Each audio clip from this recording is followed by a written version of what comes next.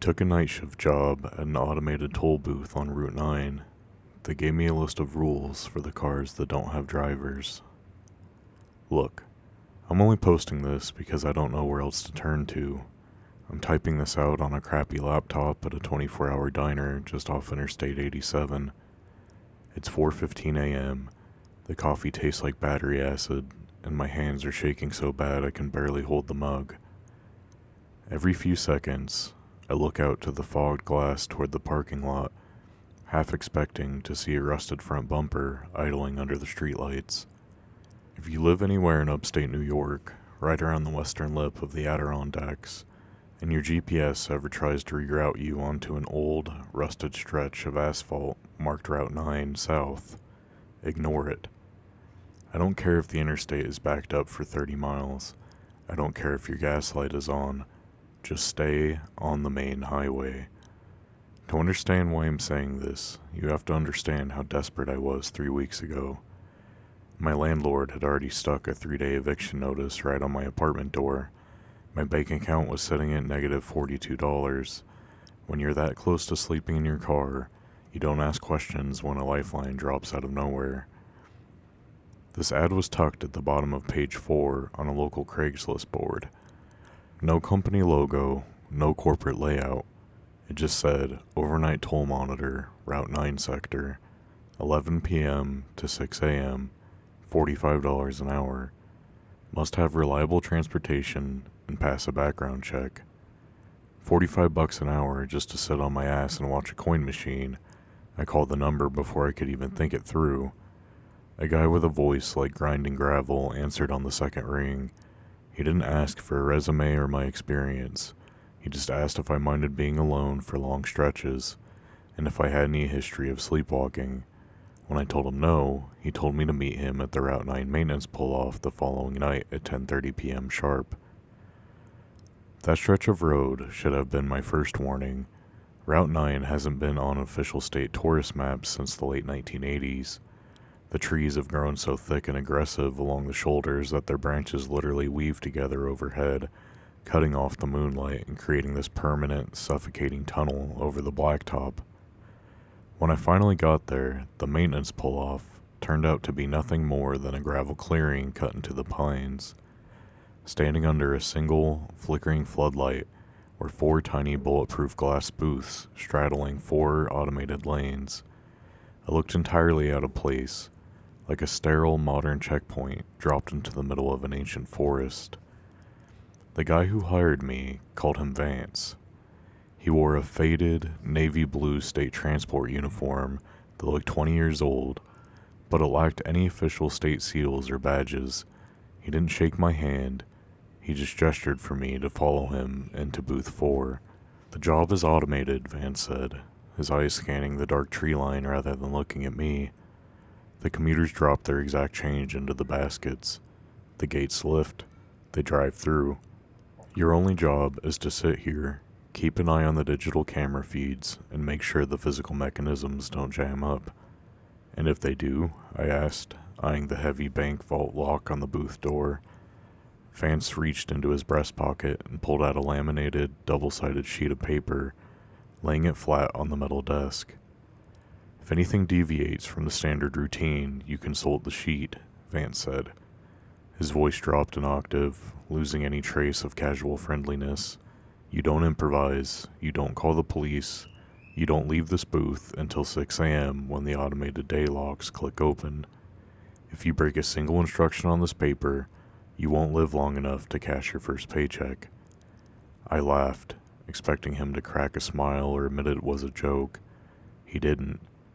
He just turned on his heel, walked out of the booth, got into an unmarked white pickup truck, and drove away into the dark. I was completely alone. For the first 2 weeks, absolutely nothing happened, and honestly, that was the hardest part. The silence out there isn't normal. There are no crickets, no owls, no wind rustling the pines, just the low, hypnotic hum of the fluorescent light tubes inside my booth. By night 4, the isolation started playing tricks on my mind. I found myself reading the laminated sheet over and over again, just to have something to look at. I memorized the text, and the more I read it, the more uncomfortable I became. Rule 1. The toll is exactly $2.50. If a car approaches and the driver hands you a $50 bill without making eye contact, take it, print a receipt, and do not look in the rearview mirror. Rule 2. Between 2 a.m. and 3:15 a.m., a matte black sedan with completely blacked out windows will pull up to lane 3. There is no driver inside. You will hear the sound of a child crying from the trunk. Do not press the emergency gate release. Wait exactly 60 seconds and the gate will lift on its own. Rule 3.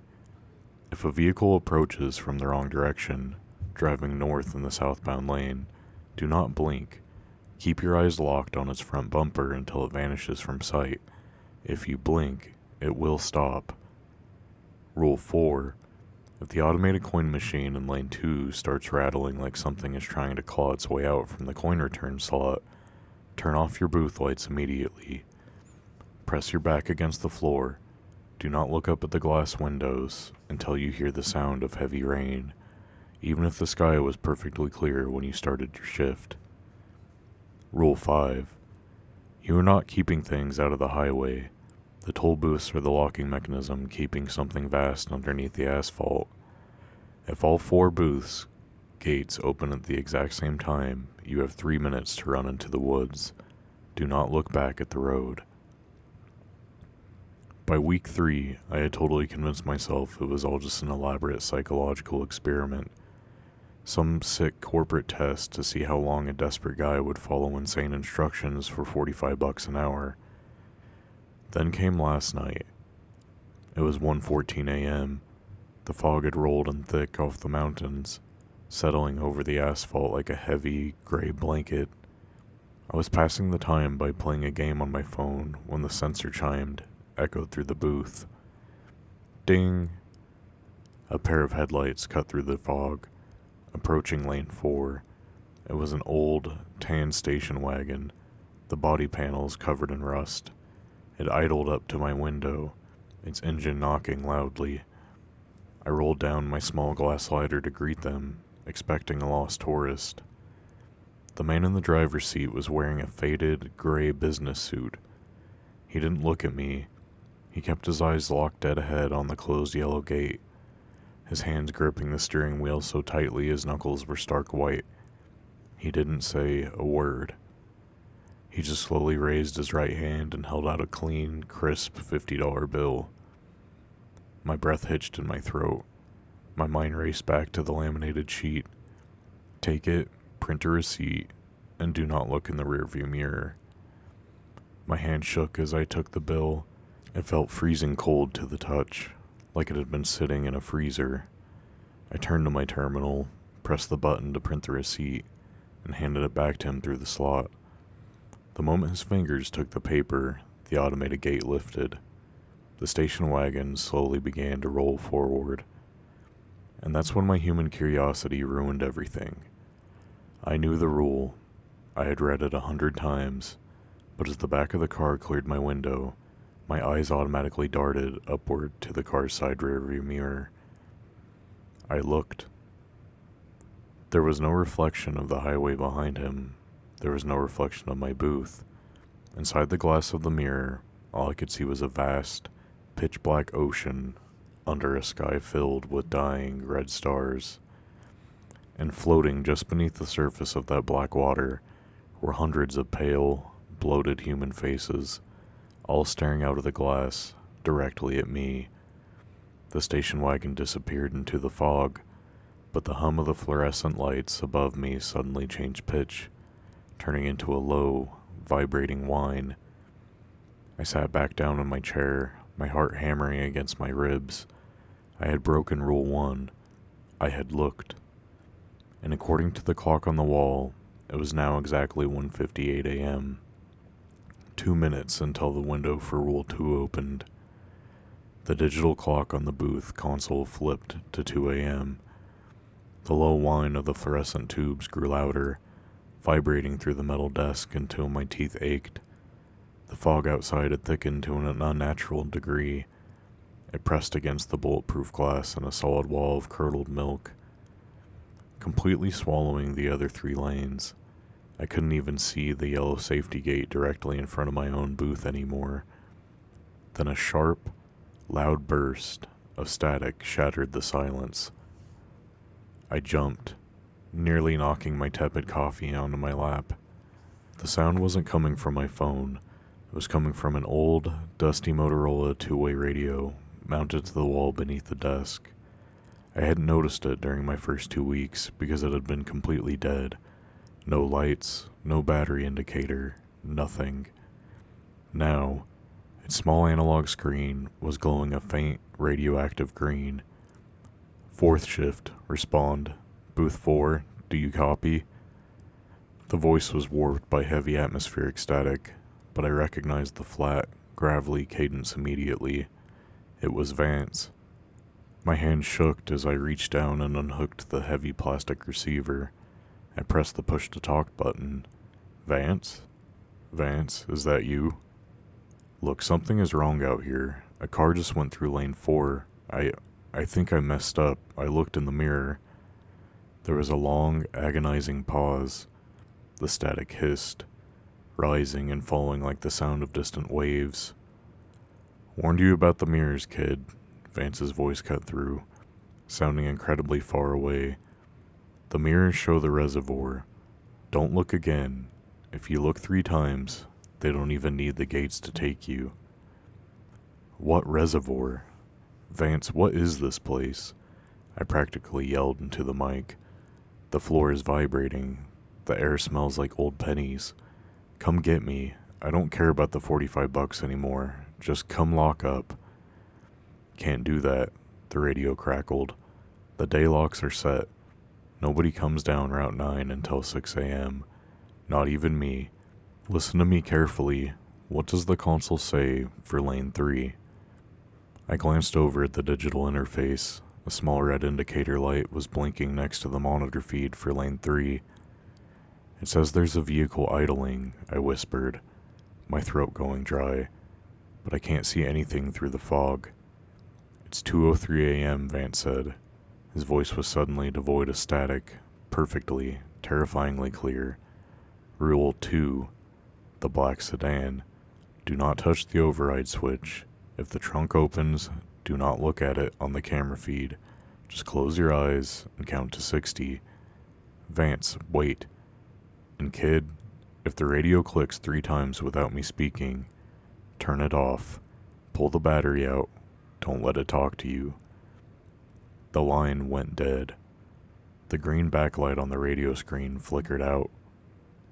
I stood there in the suffocating silence, the plastic receiver heavy in my palm.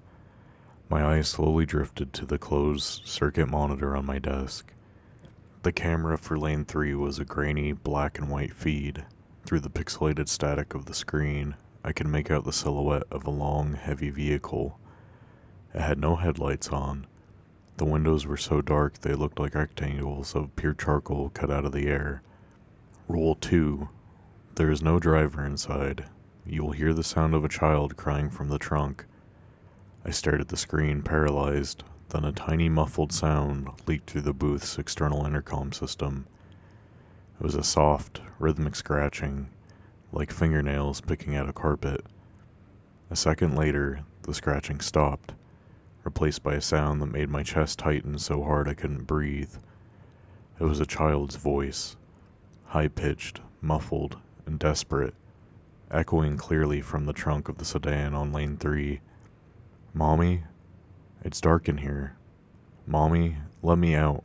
I can't breathe. The intercom picked up a violent thwump from inside the trunk, followed by a frantic, breathless sob.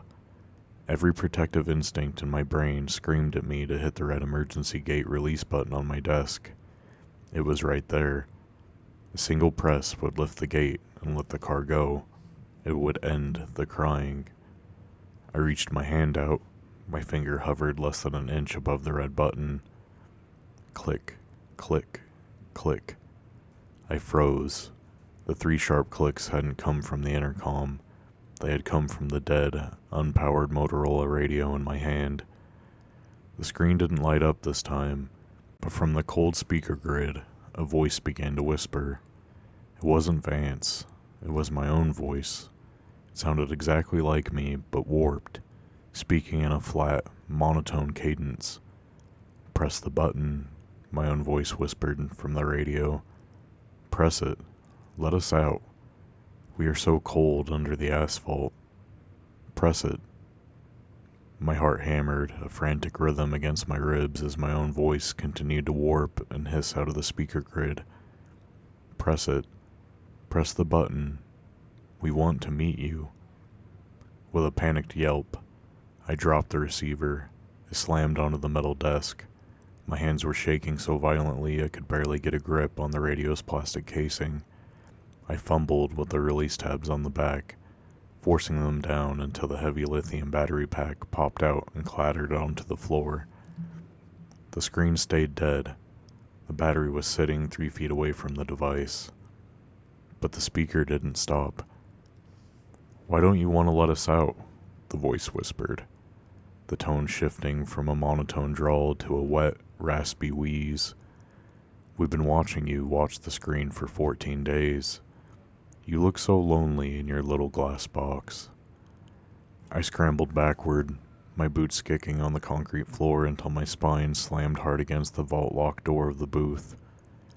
I covered my eyes with my hands, but the sound seemed to vibrate directly through the bulletproof glass itself. Outside, the muffled, agonizing sobs of the child in the trunk of Lane 3 grew louder, layering over the wet whispers of the unpowered radio. The 2 sounds twined together, creating a maddening, discordant cacophony that filled the tiny, pressurized room. Count to 60, Vance had said. Just close your eyes and count to 60. I squeezed my eyes shut, burying my face in my knees. 1, 2, 3. Every second felt like an eternity. 21, 22. The voice on the radio began to laugh, a wet rattling sound like a throat filled with fluid. 45, 46. Ding!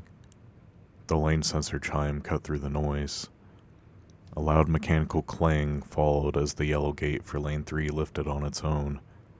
Through the glass, I heard the low, heavy purr of the matte black sedan as it slowly accelerated, rolling forward into the soup-thick fog until the sound of the engine vanished completely. The radio went dead silent. The crying stopped. I let out a long, ragged breath, trembling as I pulled my hands away from my ears. The air inside the booth had grown freezing cold, turning my breath into pale plumes of vapor. I dragged myself back up to the chair, my knees weak. I looked at the digital wall clock. 3:14 a.m. I had survived the window. I had kept my finger off the emergency button. A wave of profound, exhausting relief washed over me. I reached for my cold coffee, my hand still trembling, telling myself that if I could just hold out for less than 3 hours, the day locks would click open and I could drive away from Route 9 forever. Then, the clock flipped to 3:15 a.m. From the deep, pitch-black woods to the south, a low guttural roar echoed down the valley. It didn't sound like a standard car engine. It sounded like an old, massive V8 engine with a cracked manifold, screaming at full throttle. A split second later, a pair of blinding yellow high beams pierced through the fog. My breath caught in my throat. The headlights weren't approaching from the north. They were heading directly towards me, traveling the wrong way down the southbound asphalt, accelerating straight toward Lane 1. The light was blinding. It cast long, distorted shadows across the interior of my booth as the vehicle roared closer. It was a heavy, rusted 1970s-era pickup truck. The chrome bumper was dented and smeared with dark, dried stains. Rule 3. If a vehicle approaches from the wrong direction, do not blink. Keep your eyes locked on its front bumper until it vanishes from sight. If you blink, it will stop. I gripped the edge of the metal desk, widening my eyes until the skin stretched taut. I stared dead at that dented steel bumper. The truck was moving incredibly fast, a roaring wall of rusted metal.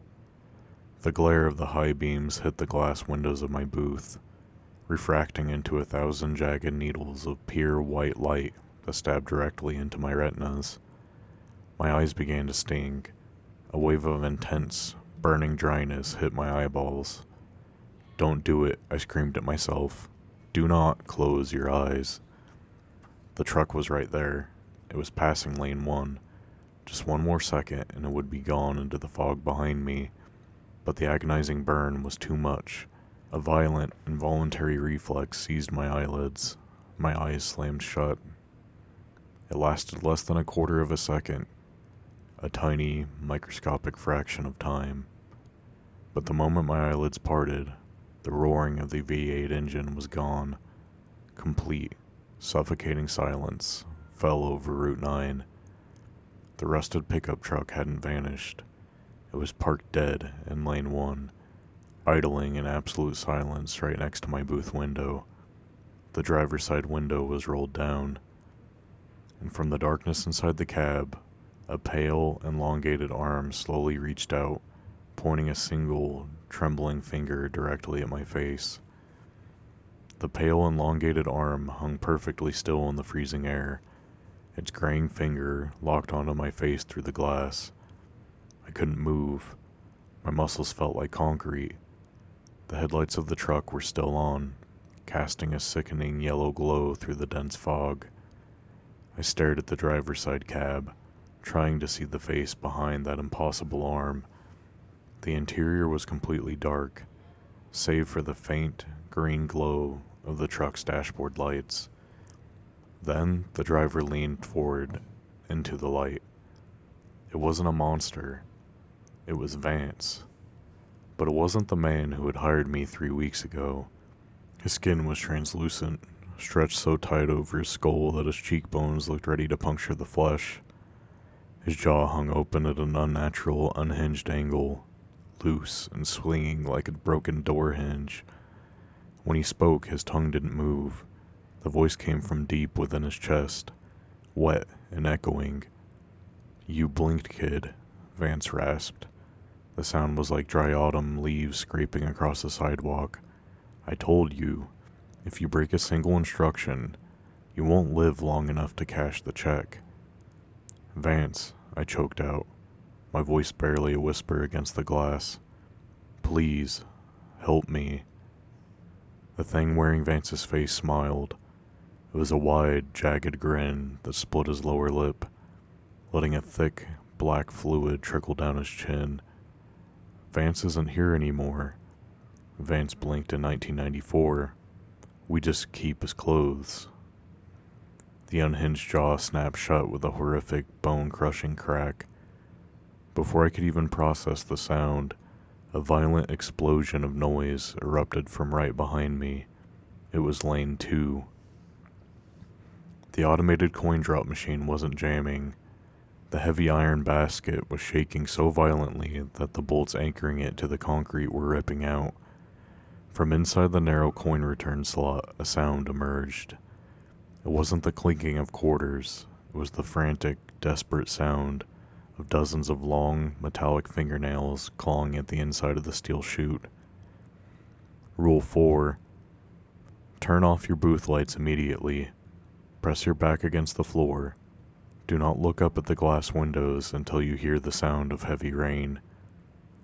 I lunged for the main breaker switch on the wall, slamming it down. Darkness swallowed booth 4.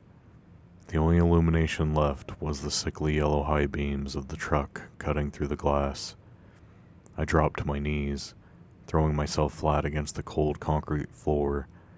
I pressed my spine hard against the base of the metal desk, burying my face in my arms, staring at the floor dust.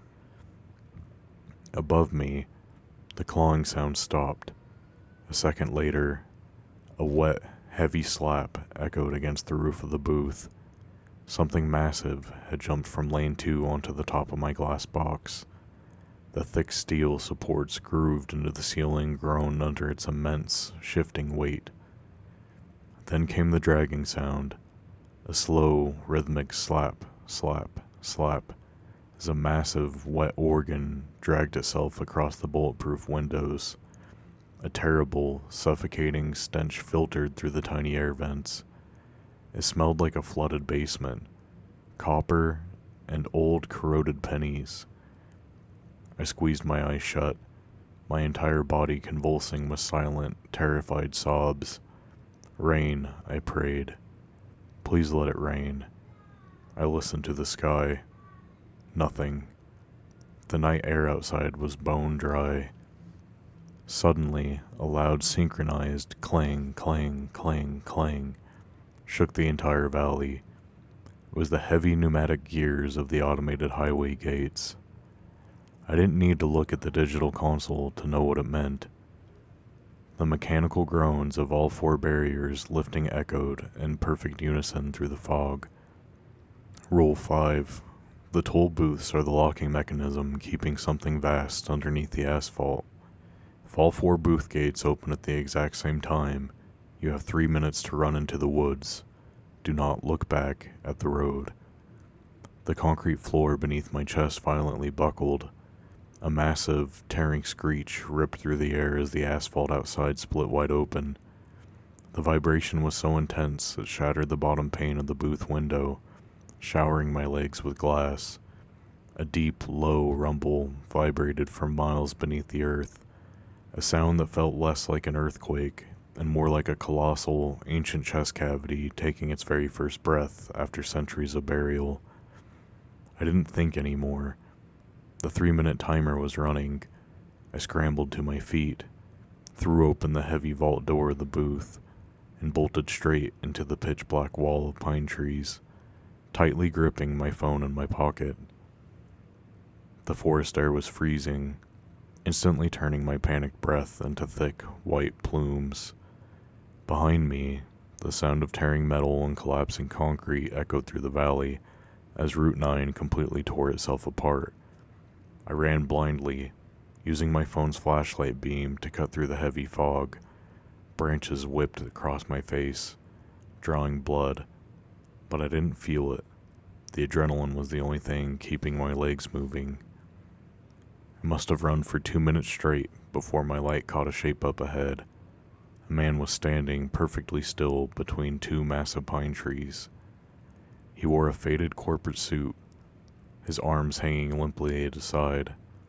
I skipped to a halt, my boots digging into the wet pine needles. Hey, we have to go. The highway is collapsing." He didn't move. He didn't turn. I took a cautious step closer, shining the phone light onto his face. My stomach dropped into a bottomless pit of horror. It was the commuter from Rule 1, the man who had handed me the $50 bill without making eye contact. His eyes were wide open, completely glassy, staring blankly up at the dark canopy. He was breathing, but his mouth was locked in a rigid, silent scream. I backed away, panicking, and swung the phone light to the left. There was more of them, dozens of them, standing in neat, straight rows among the trees like a twisted orchard. I saw a woman in a minivan sweater. I saw a teenager in a college hoodie. I saw truck drivers, commuters, and entire families, thousands of people who had taken Route 9 over the decades, all standing shoulder to shoulder in the dark, frozen in place, staring directly up at the sky. Then, the catastrophic rumbling from the highway suddenly stopped. In the dead, suffocating silence of the forest, a synchronized, wet crack echoed through the trees. All at once, every single one of the thousands of missing drivers snapped their heads down. They weren't looking at me. They were looking past me, pointing long, pale fingers towards the edge of the woods where I had just run from. "It's out," the man in the suit whispered. His voice sounded like grinding stones. "It's out," the woman next to him repeated. The chant spread through the dark woods like wildfire, thousands of voices layering into a deafening drone. The dead-eyed, pale drivers began stepping forward in unison, closing the circle around me, their hands reaching out to point back at the highway. A vast, dark silhouette was slowly rising above the tree line, blotting out the stars, dragging a massive shape out from beneath the split asphalt. I screamed, shoved my phone deep into my pocket, turned around, and sprinted away from the closing circle. I scrambled over the buckled, smoking concrete of the outer road barrier, found my old sedan still parked untouched in the employee gravel lot, and drove like a maniac through the grass until I finally hit a state county road. I'm safe now. I'm at this diner, but I finally figured out what the toll booths were actually doing. They weren't collecting money, they were collecting attention. The entity under the road feeds entirely on human awareness. It needed people to look at its rules. It needed people to wonder what it was. Every time a driver focused on that booth, a piece of their consciousness was trapped there, anchoring the entity beneath the earth. By breaking the rules, I broke the seal. And now, I realize the most terrifying part of Rule 5. The entity is free, and it is moving. It follows the paths of those who know its patterns. If you are reading this post, you now know the rules. You are thinking about it. You are feeding its awareness. If you start hearing the sound of heavy rain outside your window tonight, and the sky is completely clear, do not look up at the glass. It knows who is looking for it.